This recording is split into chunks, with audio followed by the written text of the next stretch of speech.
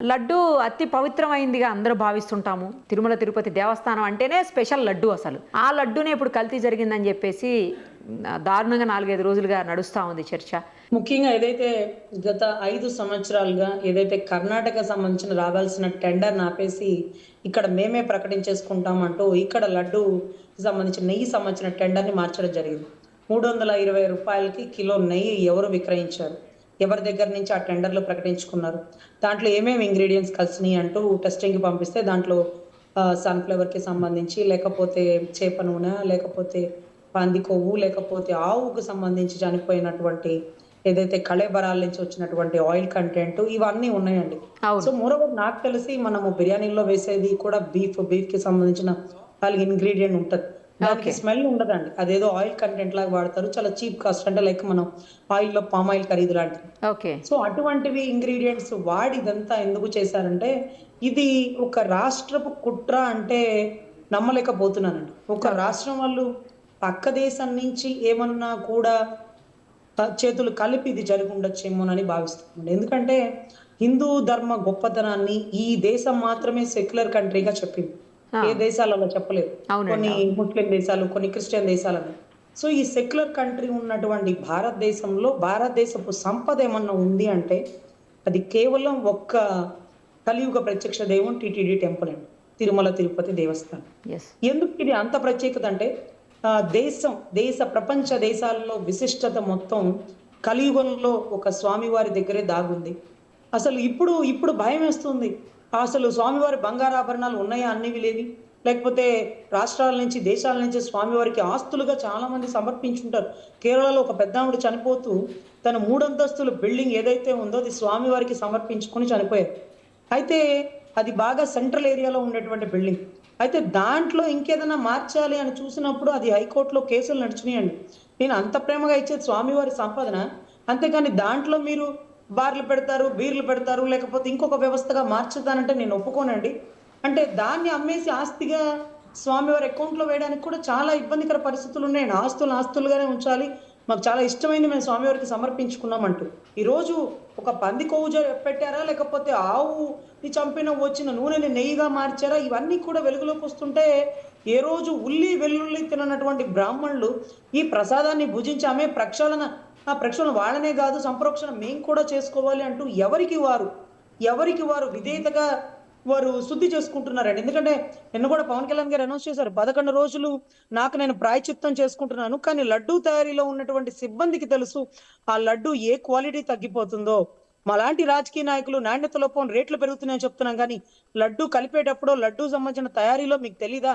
మీరెందుకు మాట్లాడలేరు? మీరు స్వామివారి సొమ్ము తిని ఉద్యోగాల జీతాల రూపంలో తీసుకున్నప్పుడు, స్వామివారికి అన్యాయం జరుగుతున్నప్పుడు మీరెందుకు ప్రశ్నించరు? అంటూ టీటీడీ బోర్డు మెంబర్‌లుగా తీసుకునేవాళ్ళు దర్శనానికి లెటర్ ఇవ్వడం కాదు. తప్పు జరిగినప్పుడు మీరు ప్రశ్నించండి.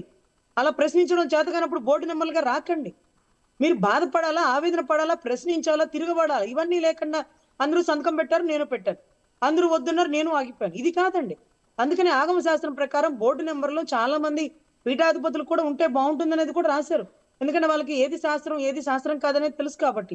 ఇప్పుడు కూడా శాంతి హోమం జరుగుతుంది. ఇంతవరకు సెంట్రల్‌కి సంబంధించిన ఎవరు శాంతి హోమంలో పార్టిసిపేట్ చేయలేదంటూ అడుగుతున్నారు రాష్ట్ర ప్రజలు. ఎందుకంటే మోడీ గారు అందుబాటులో లేకపోయినా అమిత్ షా గారు వచ్చుండాలా, యోగి ఆదిత్యనాథ్ గారు వచ్చుండాలి. ఎందుకంటే ఇది ఆగమ శాస్త్రమే కాదు, సనాతన హిందూ ధర్మానికి సంబంధించినటువంటి పరిస్థితి. ఇక్కడ ఇబ్బంది జరిగిందంటే అది ప్రభుత్వానికే కాదు, ఈ భారతదేశపు సంస్కృతికి, సనాతన ధర్మానికి ఇబ్బంది జరిగినప్పుడు. ఇప్పుడు ధర్మానికి కాపాడే ప్రతి ఒక్కరు అన్ని రాష్ట్రాల్లో ఉన్నారు. వాళ్ళందరూ బజరంగ్ దళ్ వాళ్ళో, లేకపోతే విశ్వ హిందూ పరిషత్ వాళ్ళో, లేకపోతే సనాతన ధర్మాన్ని పీఠాధిపతులు వీళ్ళందరూ వచ్చి దీంట్లో పాల్గొనాల. ప్రతి రాష్ట్రంలో టీటీడీ దేవాలయాలు ఉన్నాయండి. అక్కడ కూడా సంప్రోక్షణ జరుగుతుంది. అక్కడ కూడా మహాయజ్ఞ యానాదులు జరుగుతున్నాయి. సో, వీటన్నిటికంటే మించి తనకు తానే చిత్తశుద్ధిగా పనిష్మెంట్ వేసుకొని 11 రోజులు మాల ధరించినటువంటి పవన్ కళ్యాణ్ గారికి ఉన్నటువంటి చిత్తశుద్ధి ఈ తప్పులో కొద్దో గొప్పో భాగమా, పూర్తి భాగస్తుడా? ఈ తప్పును దగ్గరుండి చేపిచ్చాడా? హిందూ ధర్మాన్ని వెటకరించాడా? ఎందుకంటే గర్భగుడిలోకి వెళ్ళేది కేవలం స్వామివారి ప్రసాదమే.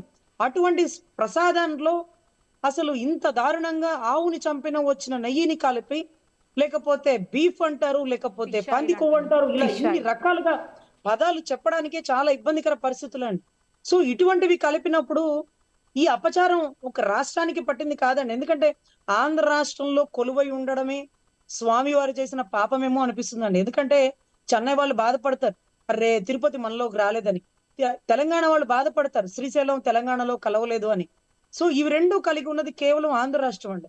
ఇటువంటి పరిస్థితుల్లో మన రాష్ట్రంలో కొలువై ఉన్నటువంటి కలియుగ ప్రత్యక్ష దైవాన్ని మనం ఎంత జాగ్రత్తగా కాపాడుకోవాలి. ఆయన మీద వచ్చిన సొమ్మంతా ఎస్వి యూనివర్సిటీలు, లేకపోతే సంబంధించిన వైద్యశాలలు ఇవన్నీ మనమే కదా తింటున్నాం. ఆయనకి ప్రజలు ఇష్టంగా, భక్తులు ఇష్టంగా ఇచ్చిన పారితోషకాల్లో వచ్చిన సొమ్ముని మనమే కాపాడుకుంటున్నాం. మనమే వాడుకుంటున్నాం. మరి ఎంత చిత్తశుద్ధిగా పనిచేయాలి? రూ. 1000 కళ్యాణం రేట్‌ని 2000 పెంచండి, 3000 పెంచండి. వీళ్ళ బాబు సొమ్ములా పెంచడానికి భక్తుడికి, భగవంతుడిని దూరం చేస్తున్నారా?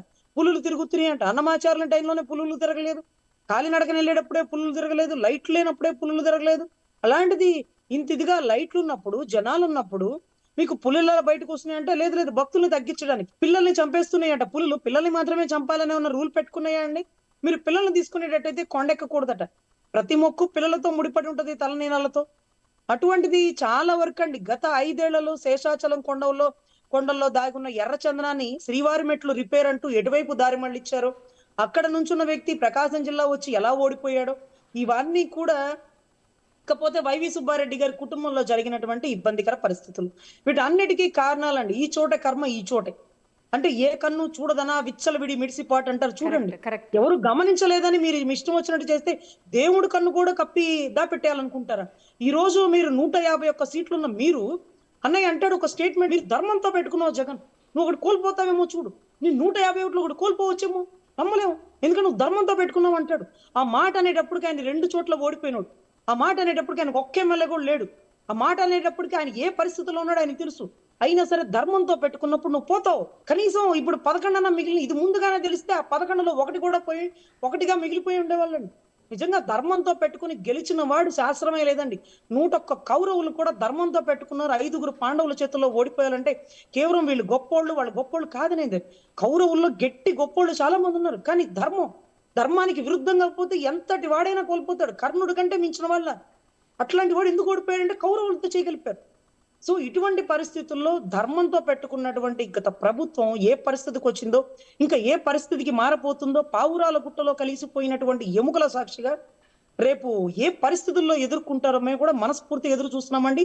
ఆట దేవుడితో ఆడారు. సో దేవుడు ఎలా తిరగదిప్పి ఆడితే ప్రకృతి విపరీత్యాలు ఎలా జరుగుతాయో అందరికీ తెలుసు కాబట్టి ఈ రోజు సంప్రోక్షణ జరుగుతుంది. తర్వాత ఏదైతే శాంతి మహాయజ్ఞం జరుగుతుంది, దీంట్లో సెంట్రల్ ఇన్వాల్వ్ అవ్వాలి. ధర్మ పరిషత్ వాళ్ళు నిలబడాలి. ఇది హిందూ సనాతన ధర్మాన్ని కాపాడుకోవాల్సిన బాధ్యత. ఇదే ఒక ముస్లిమ్స్కో, ఇదే ఒక క్రిస్టియన్స్కో జరిగితే తిరగబడి ఉండేవాళ్ళు. కానీ హిందువులు ఇంత మెతక అని అనిపించే విధంగా ఈ రోజు జరుగుతుంది. స్లో ప్రాసెస్ లో జరుగుతుంది. దీనికి కారణమైన వాళ్ళని ఇంతవరకు చట్టరీత్యా చర్యలు తీసుకోవాలి. దేవాలయాన్ని శుద్ధి చేయడమే కాదు, దేవాలయం పట్ల తప్పు చేసిన వారికి ఇమ్మీడియట్ గా చర్య తీసుకోవాలి.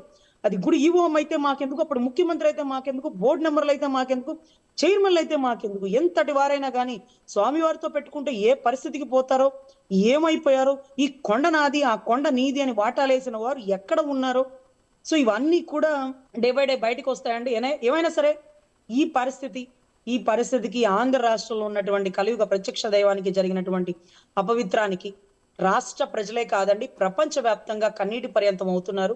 సో అంటే తక్షణమే చర్యలు తీసుకోవాలి. ఇంకొకటి ఏంటంటే, ఇప్పుడు ప్రభుత్వం చిత్తశుద్ధిగా పనిచేస్తుంది. మళ్ళీ నెక్స్ట్ వీళ్ళ జనరేషన్ ఎలా పనిచేస్తారో, నమ్మకాలు ఎంతవరకు ఉంటాయో తెలియని పరిస్థితుల్లో ఏదైతే తిరుమల తిరుపతి దేవస్థానాన్ని ఒక ప్రత్యేక దీవిలా మార్చి దీని మీద ఎటువంటి ప్రభుత్వం అధికారం దీని మీద ఉండకుండా ఉంటే బాగుంటుందేమో అనిపిస్తుందండి. ఎందుకంటే మనం కాపాడుకుంటున్నాం చిత్తశుద్ధిగా. మన పిల్లలు ఎలా చేస్తారో, వాళ్ళకి అసలు దేవుళ్ళ మీద నమ్మకాలు ఉంటాయో ఉండవో తెలియదు కదా. ఏమైంది డిక్లరేషన్ లేకుండా ఎక్కితే అంటే. సో ఇక్కడ ఒక ప్రత్యేకంగా కొంతమంది పీఠాధిపతులను వీళ్ళందరినీ పెట్టి ఒక ప్రత్యేక దీవిలా పెట్టి దీని మీద ఏ ప్రభుత్వ అథారిటీ లేకుండా, అది కర్ణాటక ప్రభుత్వమా, ఆంధ్ర రాష్ట్ర ప్రభుత్వమా, లేకపోతే సెంట్రల్ ఎవ్వరి ప్రయోగం లేకుండా చిత్తశుద్ధిగా స్వామివారికి స్వేచ్ఛ. ఎందుకంటే బోర్డు నెంబర్లు వీళ్ళే ఉండాలి, వాళ్ళు ఉండాలి, లేకపోతే ఇంకొకళ్ళు ఉండాలి, ప్రక్షాళన ఎలా చేయాలి, లేకపోతే కర్ణాటక వీళ్ళందరూ కూడా మాట్లాడి ఒక నిర్ణయం తీసుకొని టీటీడీని కాపాడితే సనాతన ధర్మాన్ని కాపాడిన వాళ్ళు అవుతారు.